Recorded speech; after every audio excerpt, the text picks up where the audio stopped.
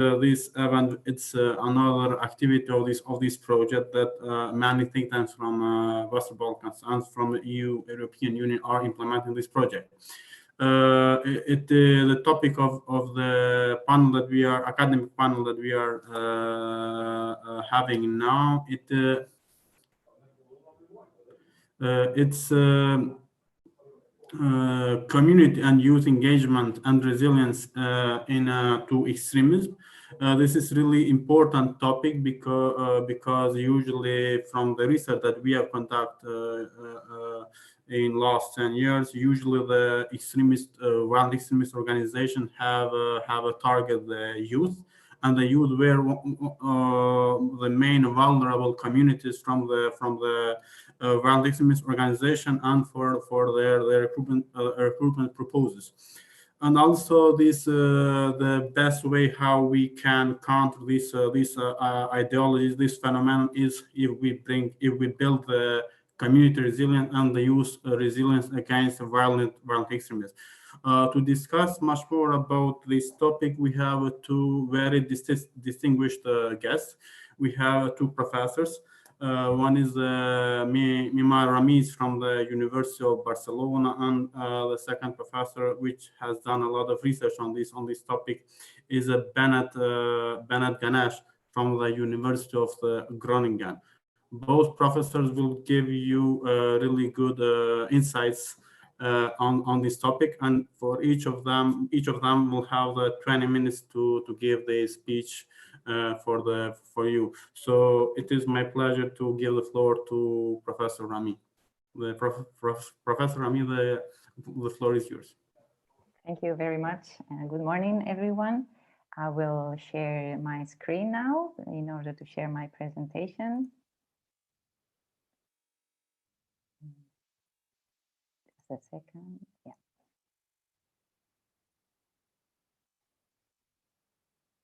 You see it now?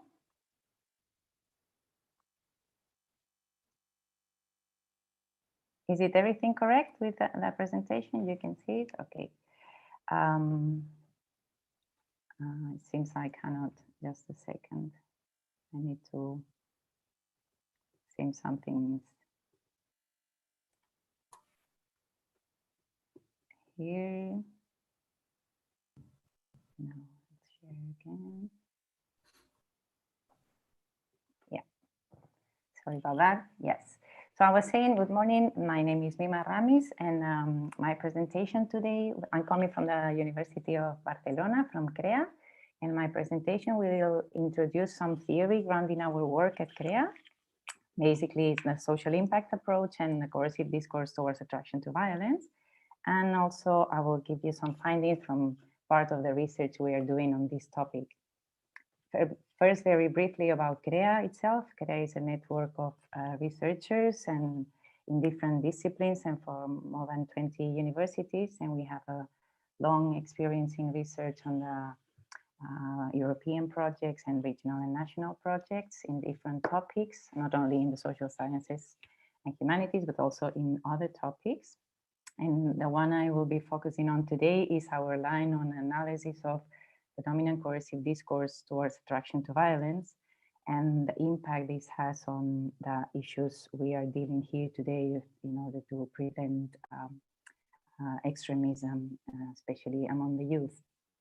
So to give you some focus, some background on the theory grounding our work, my main point will be how we develop our research with this focus on the social impact. Understanding social impact as the improvements or benefits that we provide society with as a result of our research. For the last years, we might all be very acquainted with this, of course, that there is a trend in not only in Europe, but worldwide about the importance of analyzing the impact of our research, being able to showcase to citizenship how our research does have a positive impact, and especially the social impact of the research beyond the economic and the scientific. The European Commission has done much research in this regard, and much efforts have been developed. For instance, the Impact TV project that was coordinated by Ramon Flecha from CREA. In FP7, this evaluated the impact and outcomes of SSH research in the social sciences and the humanities.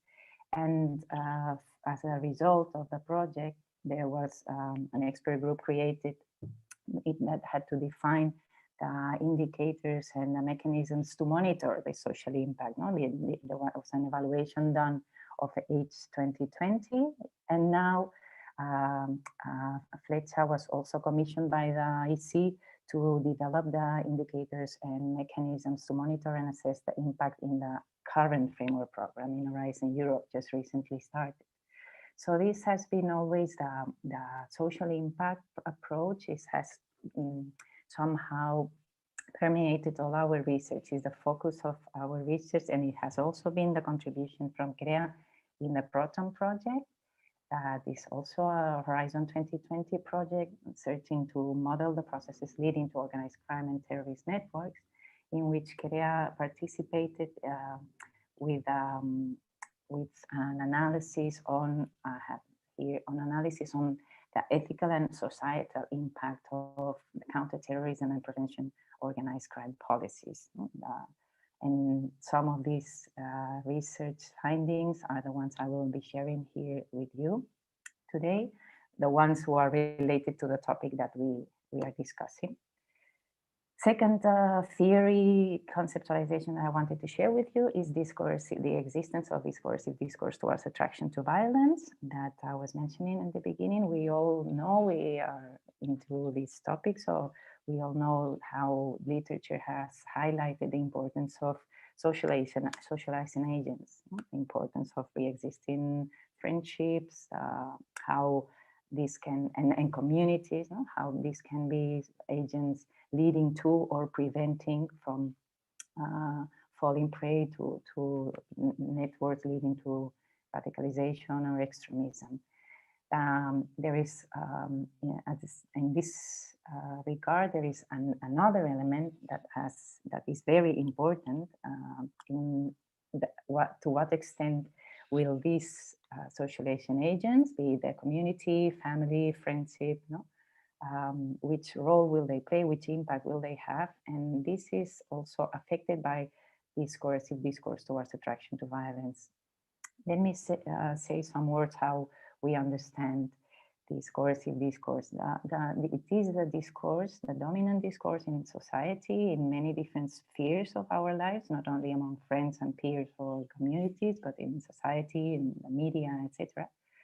That is sustained by a power imbalance between in relations and in interactions, and that socializes into having an attraction for violence, for violent behaviors and violent attitudes, persons, individuals, while at the same time, non-violent people and non-violent actions and behaviors are seen as convenient, but not as exciting or attractive. This is something we are seeing all the time in different spheres of life, but two ideas or 2 points can be derived from that statement that I was just doing. On the one hand is when we see, and we were talking just before about recent riots in the Netherlands, but we are seeing this happening in many different contexts. The fact is, for many different reasons, but the point is when boasting about having set fire to a rubbish bin makes you more popular, makes you more desirable or attractive, both for social relations, but also for sexual affective relations. And another very important element in this is how we understand the importance of language in this development, language that can de-glamorize violence, that can have a very important role in this. So for this matter, to contest the coercive discourse, we will need, and we will see this back with our findings, we will need 2 elements in one way. So on the one hand, we need the support, brave support of upstanders, people around in the community as friends and equal peers that allow you to say no to certain attitudes and say no to things that you are not wanting to do, but sometimes feel forced or influenced into doing. Only one person supporting you, be it boy or girl, can make a whole difference to overcome this coercion that youth are suffering. And then the other point is the importance of creating counter narratives, no? Language narratives, another use of narratives that shifts the attraction from those violent behaviors to non-violent persons and non-violent relations, and making them very explicit in the type of interactions that are occurring within the community, among the youth, and in any of the contexts we are working. The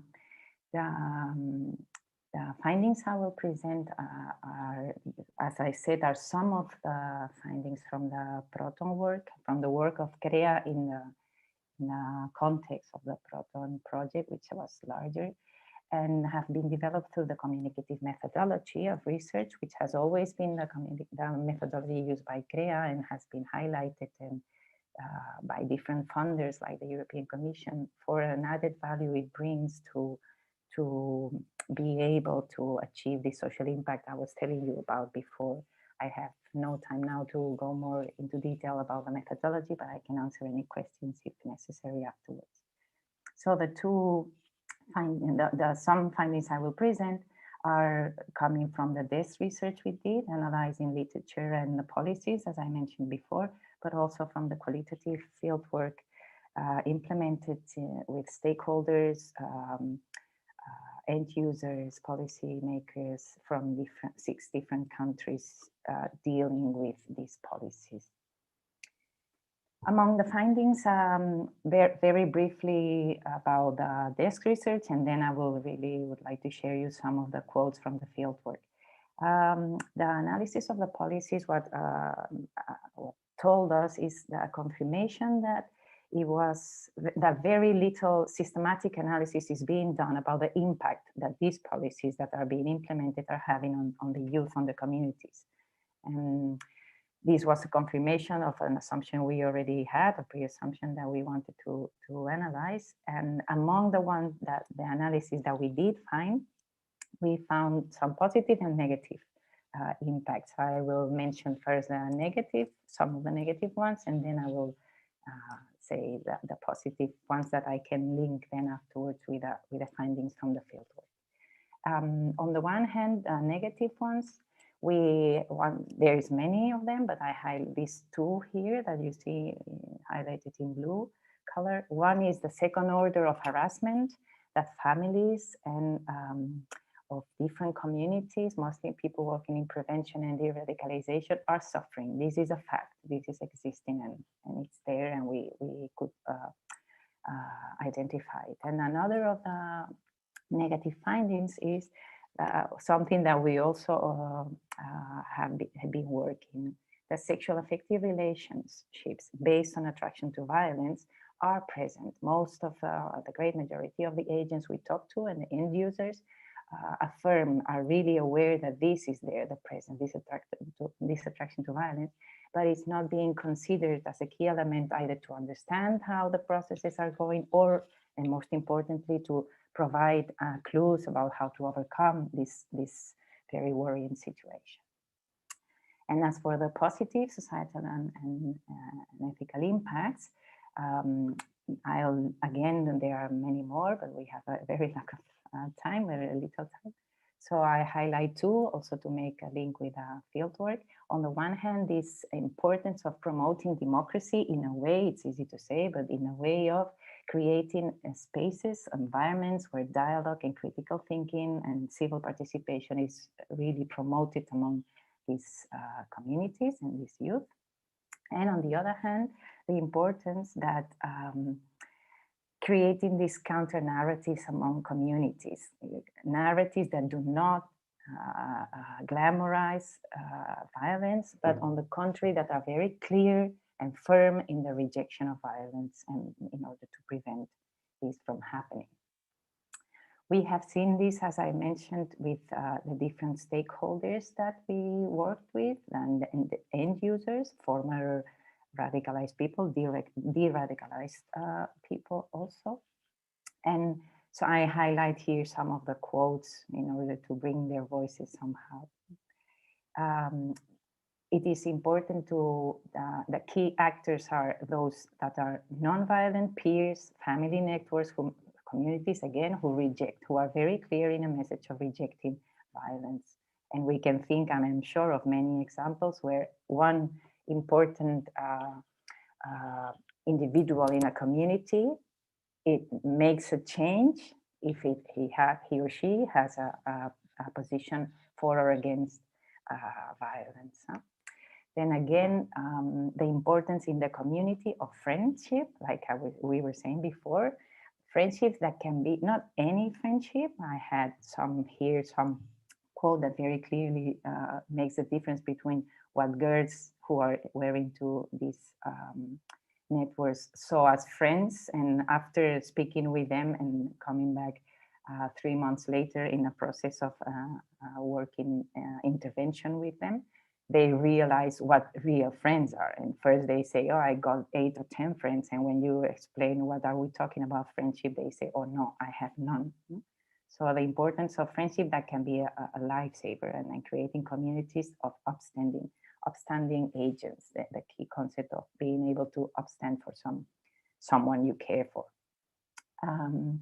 This is also important. Well, this is more about what I was telling you, but coming from another community stakeholder here, in this one in the UK.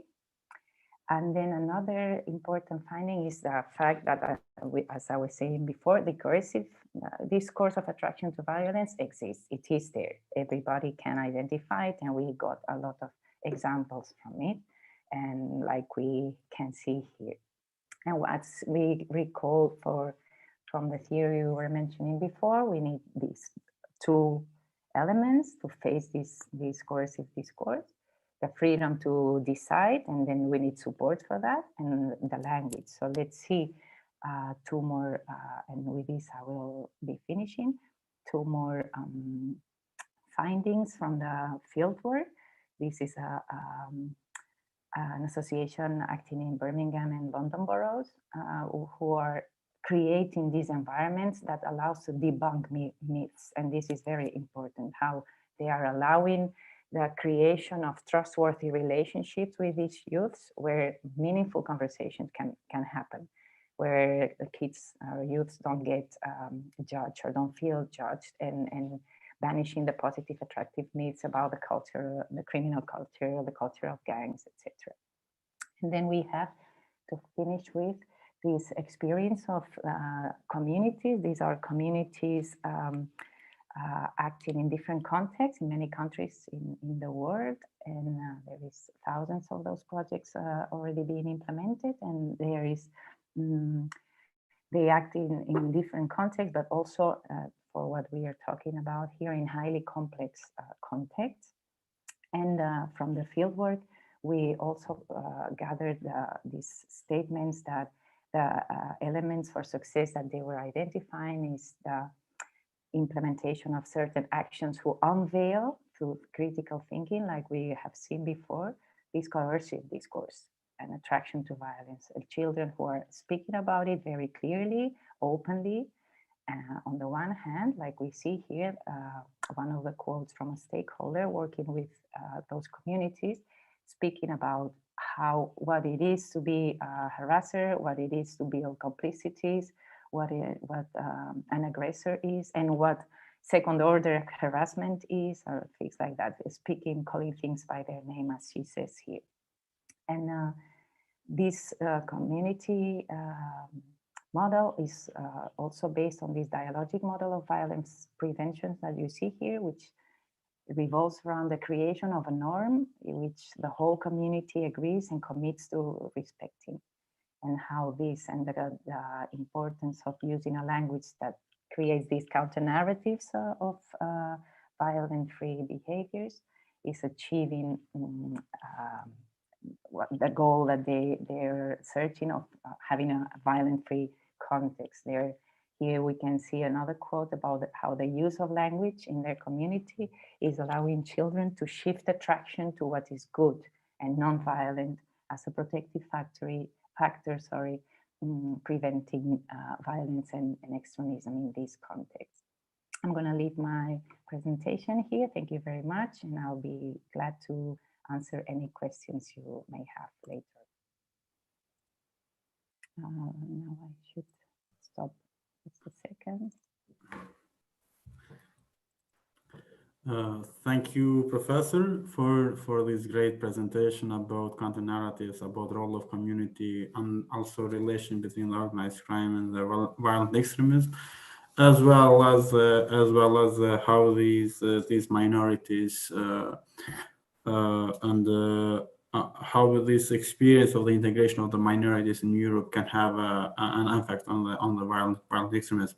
Maybe I will have a question later, but I will ask the Professor Bennett to start with his presentation, and then we'll open the space for the question from the participants. Okay, good morning, everyone. Thanks very much for having me. It's great to be here this morning. I'm just going to open up my presentation. I hope all of you can see that. Yes. Okay, I'm assuming that it's working. Okay. So I think the last presentation kind of brought us towards something that I'd like to talk about today, which is specifically about counter-narratives. I'd like to kind of take a critical approach to counter-narratives. And what I'd like to do is spend a little time assessing the role of counter-narratives in countering right-wing extremism. So I'm going to take us a little bit away, I think, from the kind of core focus today about youth resilience, and I'll come back to that a little bit later. But what I'd like to start out by saying now is that what we've started to see, especially in the last few years, is that extremism, and specifically far-right extremism, has started to emerge as a governance problem that social media platforms, governments, and civil society are increasingly involved with. So, of course, in 2014, 2015, we saw kind of governments and social media platforms, specifically Twitter, Facebook, YouTube, really start taking serious and strong action to deplatform IS-associated accounts. Now, this has become much more controversial for some reason when it comes to right-wing extremism, and I'll get into some of those reasons as we go along in this presentation. But one of the main things here is that the proximity of right-wing extremism to actual kind of government power, kind of most obvious, of course, in the Trump administration, but it's not limited to that point, has really raised a whole set of questions and a lot of complexities around trying to deal with extremism.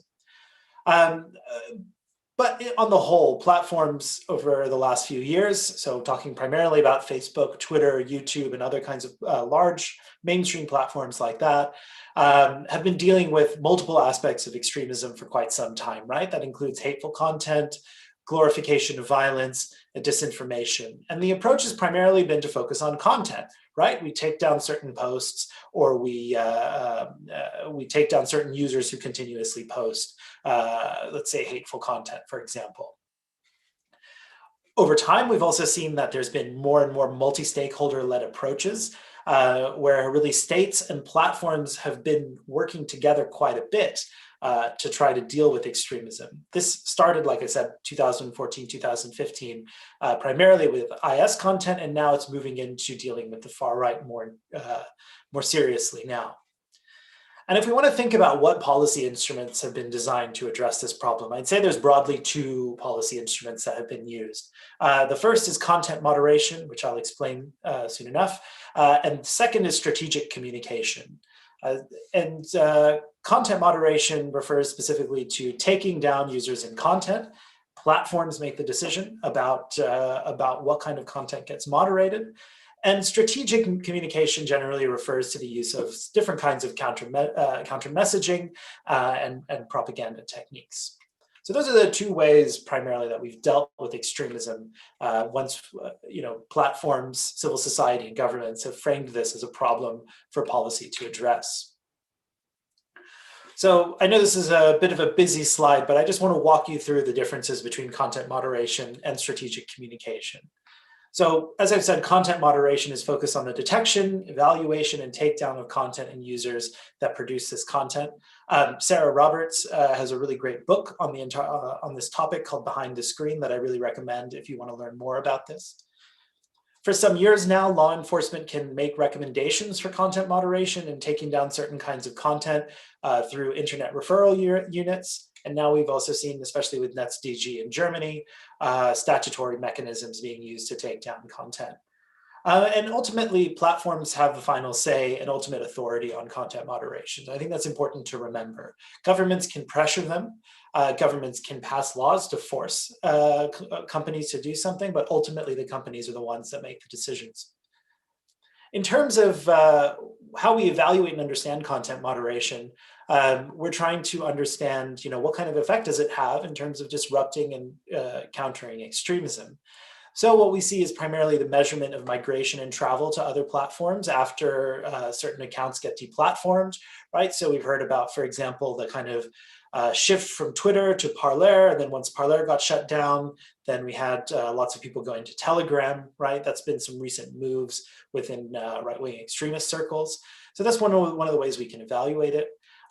Second way is really trying to understand what are the benefits that they get after these kind of deplatforming events happen. And what we've seen is that content moderation and takedown tend to result in significantly reduced benefits for extremists and a lot less visibility.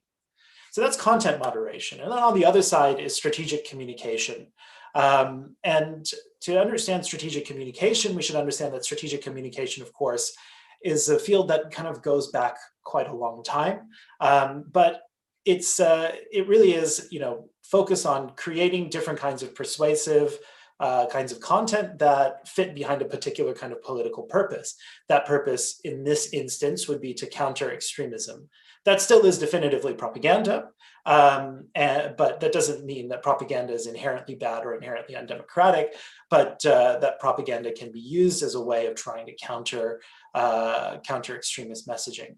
However, what we're starting to see is that some of the use of strategic communication, especially in the counterterrorism world, has been kind of built on shaky scientific foundations. So again, when we're talking about strategic communication in the counter-extremism space, we're really thinking about counter-messaging and counter-propaganda. What's interesting, though, here is that we're starting to see a lot of different providers of strategic communication services. That's including the public and private sector. So we're talking about advertising conglomerates, all kinds of countering extremism, let's say smaller enterprises that are working in this area. And then we're also seeing a lot of state-funded initiatives in this area. Now, how then do we go about evaluating strategic communication? So first, strategic communication tends to focus primarily on social media metrics, right? So it's looking at likes and impressions, but it's a lot thinner in terms of understanding and representing human behavior. There is quite a bit of qualitative evaluation based on individual cases in the literature surrounding kind of evaluations in strategic communication. If you look at RAND, the Radicalisation Awareness Network, that's an EU initiative, we've seen a lot of kind of push for doing both social media metrics and qualitative evaluation, which is very important. And then one of the key points, and I'm going to come to this later, is that a lot of these evaluations are kind of undertaken by actors that also have a business interest in using counter-narratives. I'm going to come back to that in a few moments. But I think what I'm trying to suggest here is that counter-narratives are part of a political response to violent extremism. But when it comes to dealing with countering extremism, what we're starting to see is that counter-narratives there's a lot of confidence and promise being put into counter-narratives. I'm not really sure that counter-narratives, though, that there's enough evidence to support the idea that counter-narratives can be a reliable tool in building the kind of resilience that we would need to counter extremism in the first place. But to make that point, I think we need to sort of situate counter-narratives in the broader sorts of domains of countering violent extremism that we've seen. Now, this is one breakdown of countering violent extremist activity that's quite common in the literature. What we have is sort of three levels: the primary, secondary, and tertiary levels of CVE. So counter-narratives, of course, play a role in all of them. And what we've seen is that the idea in primary CVE is that counter-narratives can reduce the likelihood of radicalization across a population. So here we're talking about maybe the mainstreaming of extremist narratives, but we also have to ask the question if what can counter-narratives even do when extremist narratives are being produced by politicians? Second, we might want to think about how might counter-narratives help us in addressing the spread of racist and misogynist disinformation. And then I think most interestingly, most exciting in this area is encouraging positive alternatives such as anti-hate campaigns. And I'll come a little bit to talking about that in a few moments. In the secondary space, what we see is that there is a focus on, in secondary CVE, focusing on those who are actually vulnerable to radicalization. So here we're thinking about targeted messages to communities that are swayed by extremist narratives. But unfortunately, there's not a lot of evidence to support the idea that counter-narratives actually sway those that are enamored by extremist narratives. This is similar to work that's been done on disinformation, that fact checks at certain points and at certain times can have a really serious impact. But overall, it's very unlikely that fact checking, for example, will challenge the kind of communities that push out disinformation or push out extremist narratives. So there's limits here, especially when we're talking about those who are vulnerable to radicalization, limits in terms of what counter-narratives can do. And then finally, at the tertiary level, CVE tends to focus on those that are already radicalized. So here, of course, counter-narratives, I think, are also really crucial. But what we see is that counter-narratives tend to be used with exit work, tailored interpersonal meetings with individuals to address radicalization and offer exits, right? So in this kind of category, counter-narratives are an important part, but it's already kind of built into the mentorship and social work that characterizes tertiary CVE. So counter-narratives play a role in all of these different CVE domains. But I think it's important to try to understand how counter-narratives fit into a broader kind of puzzle about how platforms are governing the far right. So I wanted to kind of ask a broader question. When we're talking about counter-narratives, what are the rationalities and logics that shape our governance that shape platform governance, of right-wing extremism? And here, when I'm raising these questions about platform governance, I'm particularly kind of interested in the ideas about the platform society that José van Dijk and her colleagues have been developing. And one of the interesting points that's made in a paper in that broader project is this idea that the rationalities and logics of platforms intersect with other rationalities and logics. That's what I'm trying to show with this diagram here. So Van Dijk and Pohl refer to what they call social media logic, which is driven by programmability, popularity, connectivity, and datafication. I think here one of the things that's important to remember is popularity and connectivity. In particular, right-wing extremist content is particularly effective in developing popularity and virality on platforms and connecting a wide range of users. Now, this feeds into the kinds of logics that CVE actors use when they're trying to address extremism on social media. So what we're seeing is that there's a lot of multi-stakeholder initiatives, but usually, especially with platforms in the state, it's limited to organizations that are vetted and approved by usually government agencies. So we see this especially with the Home Office in the United Kingdom, making decisions about what organizations are credible enough to do this kind of work. We see, of course, that there's a lot of use in CVE of non-coercive and voluntary approaches that are focused on counter-propaganda, especially when groups are not overtly sanctioned, right? And when we're talking about right-wing extremists, most of them do not fall on a list that bans their activity. This has been a very recent development with a few groups, for example, in the UK. As we've seen previously, CVE logic has really tended to focus overwhelmingly on the Muslim community and has really only very recently shifted to thinking about right-wing extremism. Now that mix of CVE logic and social media logic kind of then mixes into what I also refer to as free speech logic, which is this kind of extension of First Amendment jurisprudence and ideologies from the Silicon Valley to the rest of the world, right? And obviously there are fundamentally different theories and ideas in legal jurisprudence in Europe about freedom of speech as opposed to the United States. But the broader point is that the marketplace of ideas will solve the problem. And this works really in social media companies' interest because it says, okay, instead of taking down our users that are popular and help connect those on our platform, instead of taking down those users, let's just try to send them counter narratives online so that we put more speech and that will challenge those ideas. And the marketplace of ideas will eventually solve the problem.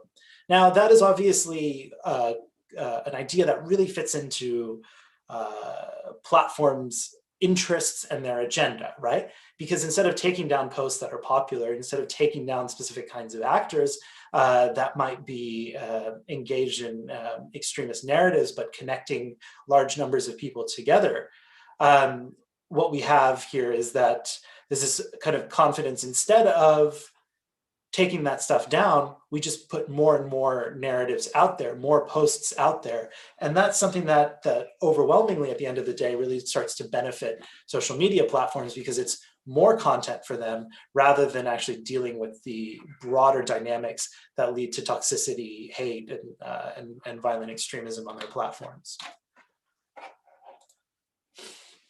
So I want to go through perhaps one of the more paradigmatic examples of kind of formal counter-narrative work, and that's referring to Moonshot CVE, which is a private company based in the United Kingdom. It was previously incubated by Google's Jigsaw, and it now receives various government contracts. So what they did was they developed what's called the redirect method, which is using Google's own advertising technology to recommend videos on YouTube. So for extremist content, the redirect method points people watching extremist videos, let's say, to content that offers an anti-extremist narrative. So this sounds like an exciting and quite innovative approach, but it also reveals how these logics that I've just described kind of work together. So while this is really interesting, it also happens alongside recommendation systems that kind of enhance the discoverability of extremist content.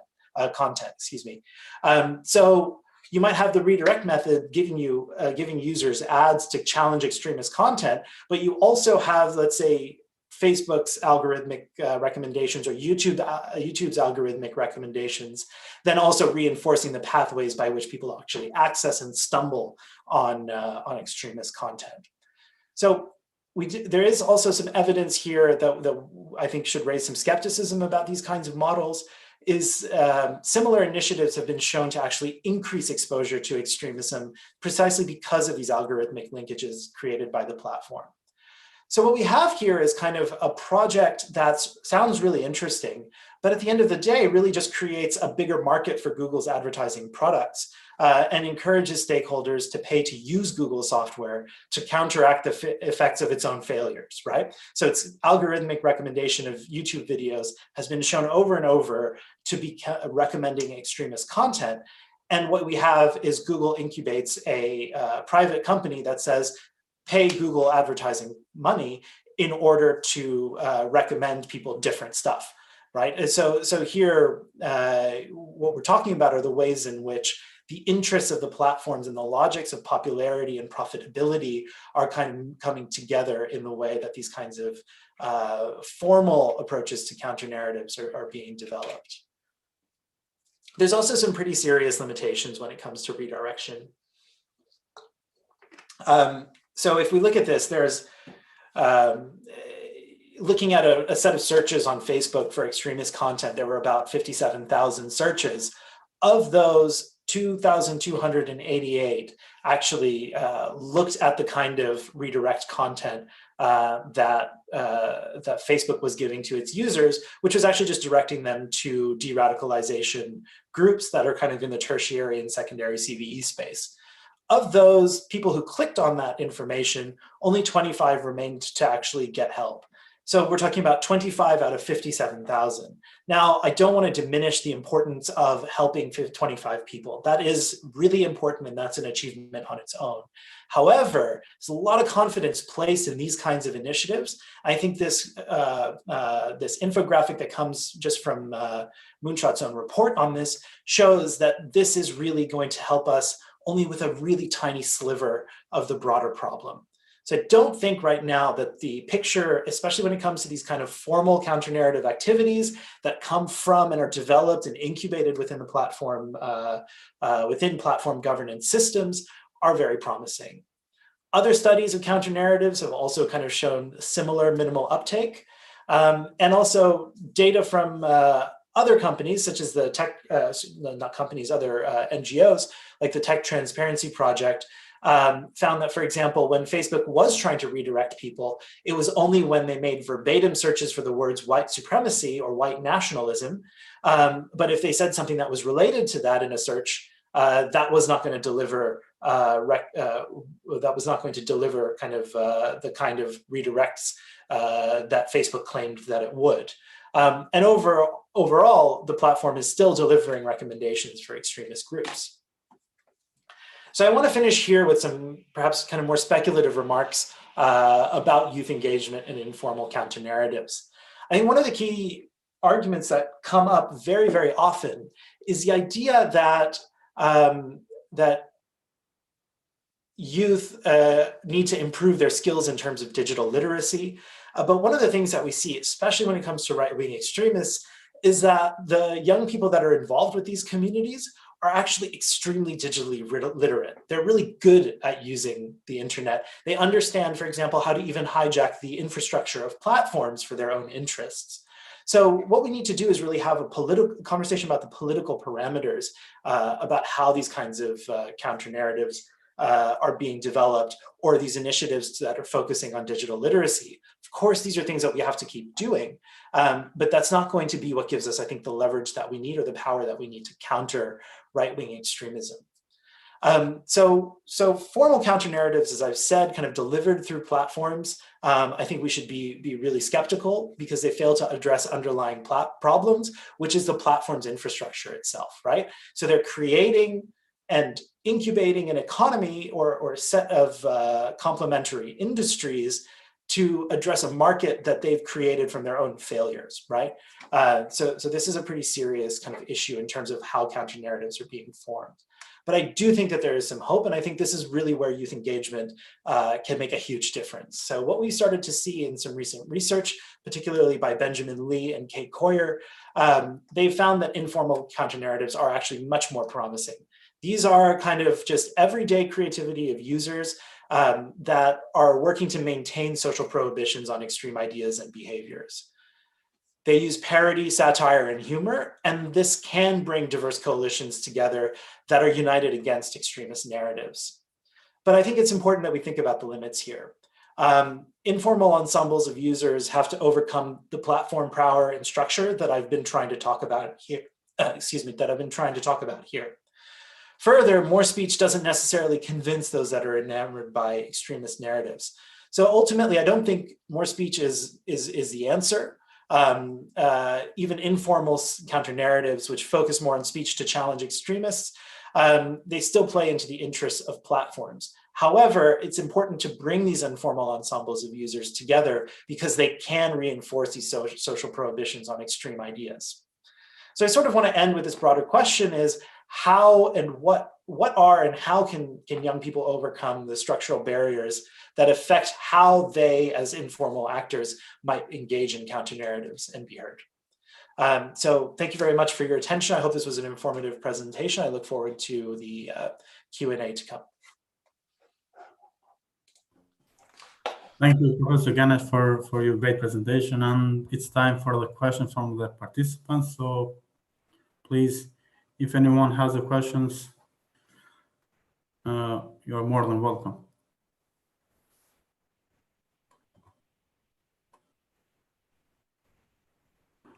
I have a simple question to Mimar Ramiz. So you talk about the social impact. So For your research, what kind of indicators that you use to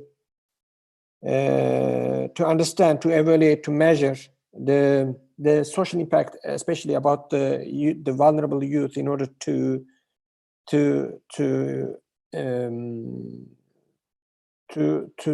prevent them from engaging in violence? What kind of, maybe data simply to measure this social impact, because it's very controversial in some cases, and we can't really, there's a lack of about on this topic, I think.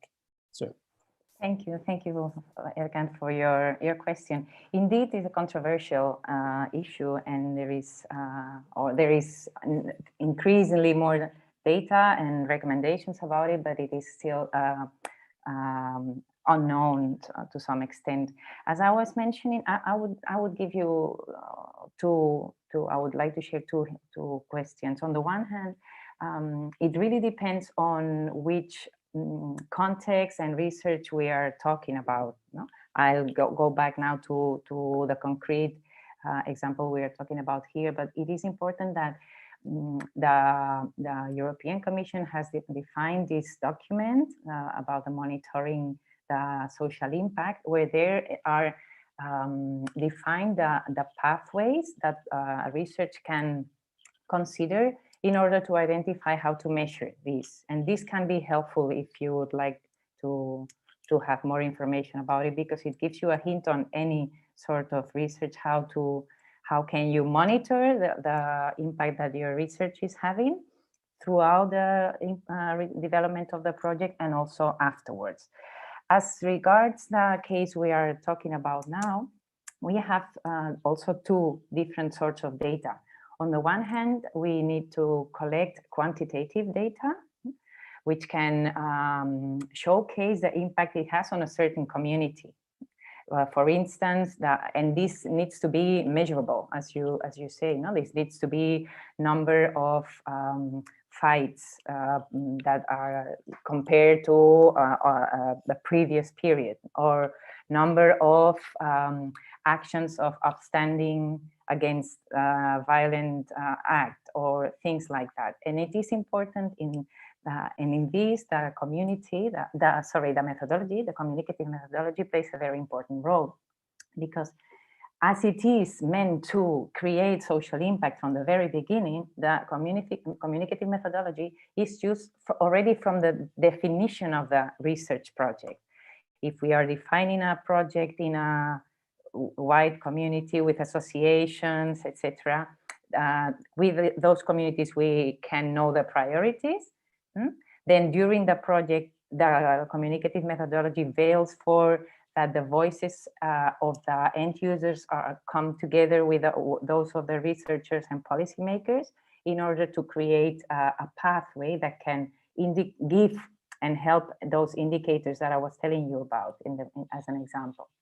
This is one thing. And the other thing is that we also, through the methodology, we have to collect, in this case, qualitative indicators that can give us, again, confirmation or not of whether these indicators that we had predefined in the process of preparing the proposal of the project, for instance, are being achieved or not.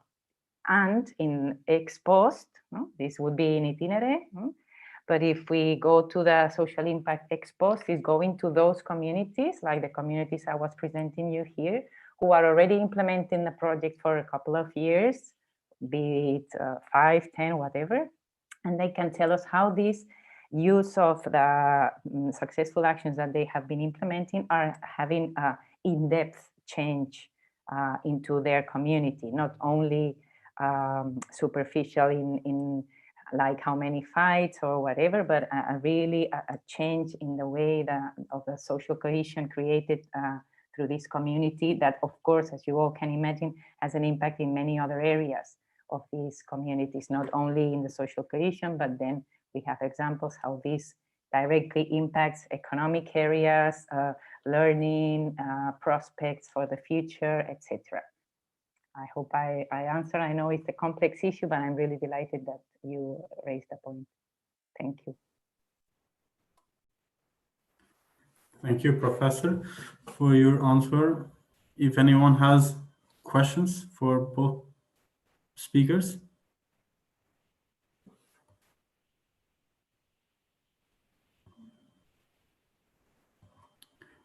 If not, I will have a question for both speakers regarding the how can this the rising of the right and left wing extremism in the Western Europe, how can this extremism can have an effect on the growing of the religious-based extremism?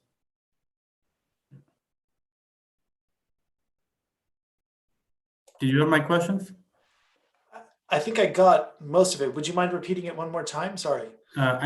My question is like there is a trend of the growing of the left and right wing extremists everywhere in the world, but in particular in the Western Europe. So how can this right and left wing extremism or ethno-nationalist extremism can have an impact in the increase in the religious-based extremism, in this case Islamic extremism, for example, in the Western Europe?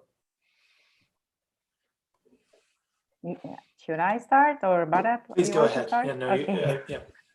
Okay, thank you, Skender, for your question. It is a very complex question, of course, and I cannot give you the answer because I don't have.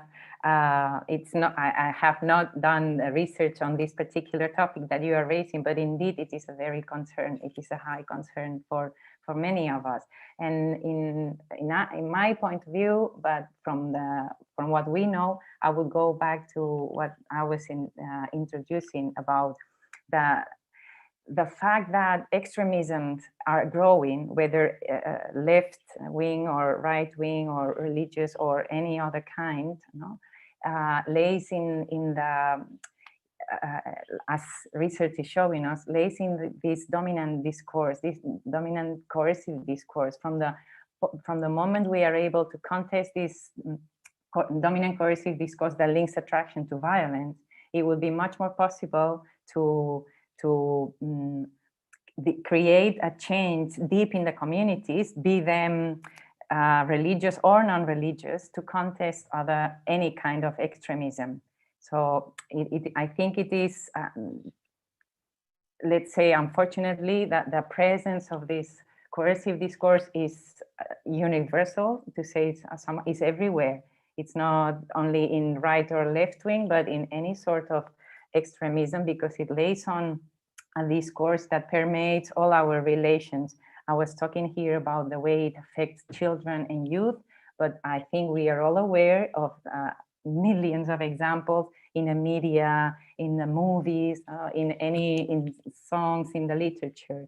So as long as this critical thinking is being done and deep change in the communities is done through acknowledging the existence and the power we have to contest this, there will be less force or less power for extremism of any kind. I know I don't exactly answer your question, but it's the point I can give you from the research I know. Thank you. Yeah, I think there's quite a few points in that answer that I think are really important. And I want to pick up just on the point around discourse here, right? And coercive discourse. So I suppose I probably have to read your definition of coercive discourse to fully understand whether we're talking about the same thing. But when it comes to outrage, when it comes to effectively charged kind of communications, when it comes to the kind of animosity that we get from particular extremist groups towards the outgroups that they target, we know that social media algorithms for some time have been promoting the travel and amplification of these kinds of narratives. So when we're talking also, like if we're thinking about coercive discourse, right? Thinking about also what are the infrastructures and systems that are in play in our media system that actually accelerate those processes is really, really important. I mean, I'm cautious to sort of think about, are political, or let's say ethno-nationalist forms of extremism, particularly the vast majority of that is on the right, is that leading to an increase in Islamist extremism, right? And there's a lot of theories about kind of reciprocal radicalization, and I think we should bear some skepticism towards that. in the sense of what we have is, you know, I don't think there's necessarily a relationship between kind of like Islamist extremism being amplified by what's going on from other kinds of extremist groups. But we do see that, for example, the mainstreaming of Islamophobia, which is very much the case in so many European countries now, is something that provides ammunition for recruitment, for example, for jihadists, right? So I mean, that's different than right-wing extremism causing the problem, right? It's a bit less direct. But I think also when it comes to right-wing extremists, we see that they have a really strong desire to go out and engage with, especially using social media, with groups that they don't like and people that they don't like, in particular leftists and feminists online, right? And so when we're talking about network harassment that's kind of articulated by these groups, it's primarily left-wing women who tend to bear the brunt of that kind of harassment, right? So I think when we're looking at this broader problem, and looking at these interactions between different kinds of extremism, I think it's good to keep in mind the animosity. And then also going back to this point, I think about discourse in general, right? What are the ways in which discourse gets amplified and how does it travel? How is it disseminated when it's being mediated through these kinds of digital communication systems? So I think those are two things that can help us get a better answer to that question. Yeah. Thank you from both professor for your answers. So we have 4 minutes more if anyone has a last question. Maybe I have a question to Bharat. So Bharat, you talked about deplatforming. So you are very skeptical about especially the formal counter-narrative programs delivered through these platforms. Why, as you mentioned earlier, that these platforms led to the acceleration, not help to stop them. But at the same time, the logic of these social media platforms is giving more freedom, more space to everyone. So deplatforming and giving too much space. These are some contradictory measures or approaches. But however, what you talked about at the same time, you talked about the informal counter narrative. So like for example, this brings us the everyday creativity, everyday life. But if you look at the youth, they spend too much time on the screen, on different social media platforms, on games, for example. Even if we are absent in these platforms, if we not produce some alternative or counter narratives, then we give all of this space specifically to these extremist groups, because these extremist groups also they are using this everyday creativity, like you said, the parody, the humor. So they bring their coalitions there as well. So within this antagonism, so within this liberty, the youth may choose also this extremist content as well. So I'm a little bit confused with this deplatforming, giving the whole freedom to everyone. So can you just give more? Even you give an example, a good example of the algorithm of the Facebook, said that only a few, very tiny few people that choose these alternative messages by using these algorithms. But at the same time, I don't know what can be the solution. Yeah, I mean, it's a good question, because this is an extremely difficult problem to solve. I appreciate your point about maybe a contradiction here between the idea of deplatforming on the one hand, and then also my optimism around informal counter-narratives. So I think the core of this discussion needs to revolve, especially when it comes to narratives on social media. it needs to revolve around not counter-narratives that debunk extremist ideas. I don't think we're going to be successful trying to debunk extremist ideas for a whole host of reasons. What I think has a lot more promise is that we have informal ensembles of users that already exist on these platforms that maintain a social prohibition against these kinds of ideas, right? And so that has to be something that happens at a repeated and let's say kind of quotidian level. Now, and that's a process that is going on. But the problem is that the platform infrastructures themselves don't necessarily benefit those that are producing the informal counter-narratives. They benefit those that are actually producing the extremist narratives. And yes, of course, both are using parody, satire, humor, etc. quite effectively. But one side is using that in order to maintain that prohibition on extremist ideas. But where this breaks down, and where ultimately I think this is a structural and political problem, not one that can be solved with discourse or narratives, but it's a question of power, is that ultimately, when it comes to maintaining a social prohibition on extremist content or extremist ideas, which has been throughout history really necessary in order to defeat this, defeat extremism in its various permutations, is platforms need to step up and say, no, you can't say this, right? Now, if what we've seen is that platforms over and over again have been over-policing certain communities and then under-policing others, right? And the communities that get under-policed, that face less deplatforming, are the ones that produce anti-Muslim hatred, that produce anti-Black narratives, that are anti-Semitic, right? And those things are only starting to change now. And that's really about their proximity to political power. And also to the fact that especially in Western Europe, we have a lot of these new radical right parties that are using exactly those kinds of narratives to win votes. So I think when we're talking about this, right, it's got to be about informal ensembles of users speaking out, but that's always going to be based on the structural possibilities that the platform actually gives them. So ultimately, you know, maybe I see this too much in a top-down way, but based on all of the things that I've looked at, we're not going to solve this problem until we get muscular with the platforms to actually change the structures here.